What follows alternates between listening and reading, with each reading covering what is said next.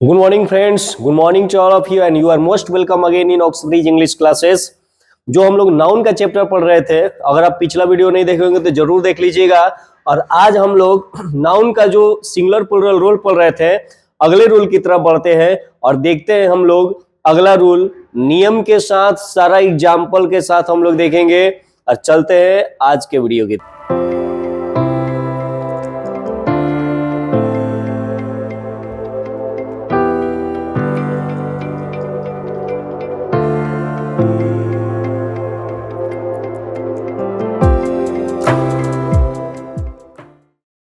जैसा कि मैंने पिछले वीडियो में आपसे कुछ क्वेश्चंस पूछा था, तो पहले हम लोग उस क्वेश्चंस का रिप्लाई देख लेते हैं, उस क्वेश्चंस का जवाब देख लेते हैं कि क्या होगा सही आंसर। या 5 क्वेश्चंस मैंने पूछा था आप लोगों से और पांचों क्वेश्चन में क्या होगा सही, यहां पर ध्यान से समझिएगा। कह रहा है यहां पर कि आई वांट 5 कॉपी, 5 दिया है, कॉपी यहां पर सिंगुलर है तो यह आपका गलत है। करेक्ट सेंटेंस चूज करना था। शी हैज मेनी टॉयज, उसके पास बहुत सारे खिलौने, ये आपका सही है। My father has given me many mangoes, mango को जब हम लोग प्लुरल करते हैं दोस्तों, तो मैंगो को जब प्लुरल करेंगे तो ईएस यहां पर प्रयोग होगा, यह भी आपका गलत है। फिर कर रहा है many boy know about me, तो मेनी के साथ यह नाउन जो आएगा आपका प्लुरल आएगा, बॉयज होना चाहिए, यह भी आपका गलत है। Wife is an important member of family, पत्नी जो होती है परिवार की एक महत्वपूर्ण सदस्य होती है, तो यहाँ पर वाइफ सिंगुलर है, सिंगुलर यहाँ भी दिया भी हुआ है, तो इसमें कोई आपका एरर नहीं है।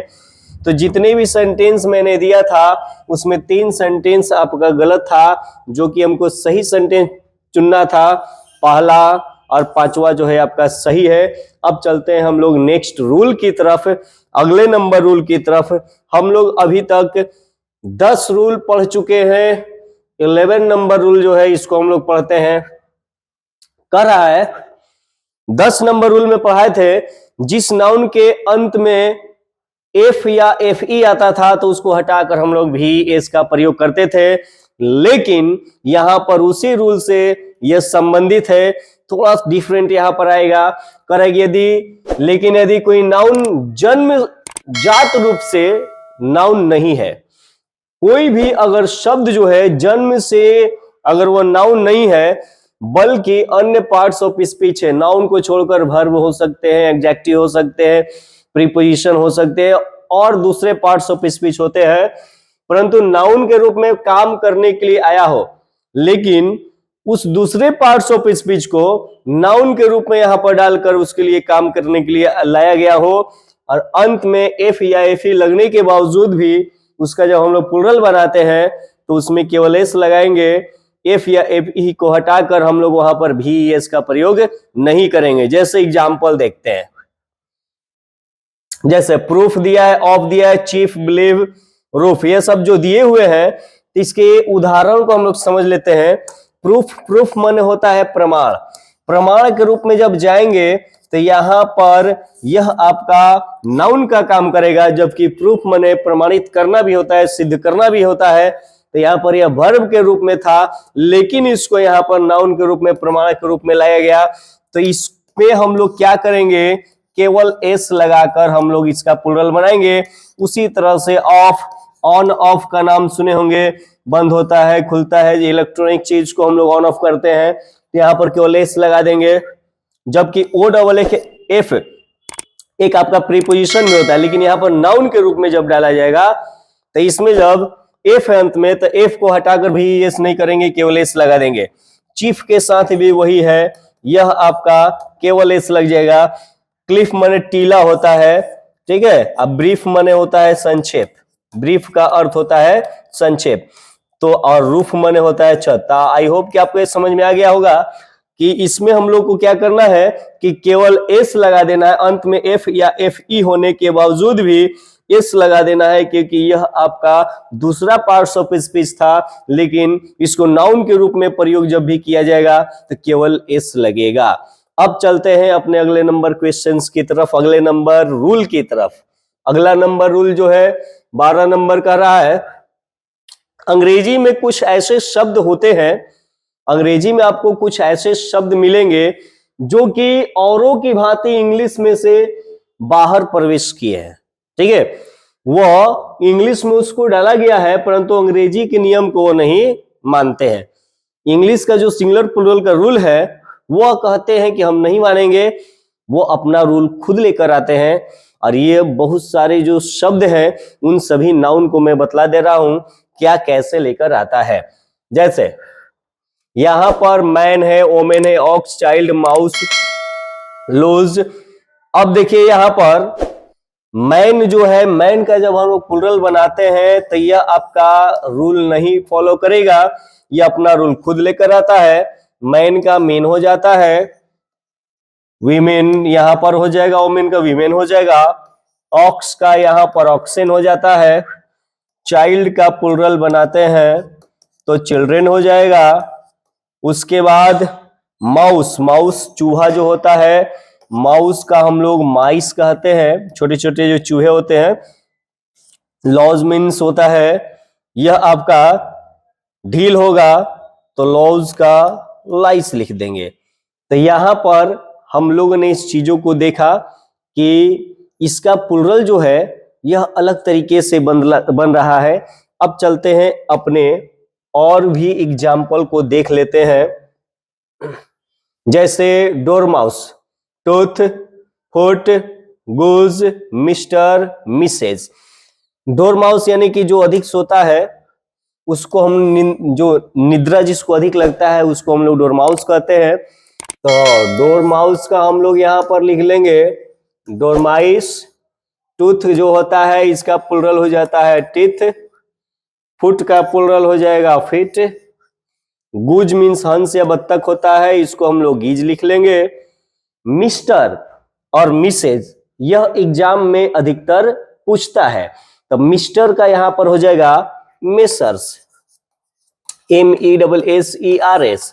और यहां पर जो मिसेज जो होता है इसको प्लूरल बनाएंगे हम लोग, तो प्लूरल बनाते समय मेस्डेम्स कहते हैं, इसको हम लोग MESDAMES मिस्डेम्स हो जाता है। तो यहां पर यह कोई रूल को नहीं माना, यह अपना रूल खुद से लेकर आया। इसलिए इन सबको हम लोगों को थोड़ा सा माइंड में रखना पड़ेगा और इससे संबंधित एग्जाम में हमेशा ही क्वेश्चंस आते रहते हैं। किसी भी कंपटीशन में जाइएगा तो इससे संबंधित क्वेश्चन आपको मिलेगा। अब अगले रूल की तरफ हम लोग बढ़ते हैं। जैसे करेंगे वैसे कंपाउंड नाउन। वीडियो के शुरू में मैंने आपको बताया था कि कंपाउंड नाउन होते क्या है, जो एक से अधिक शब्द से मिलकर बने होते हैं।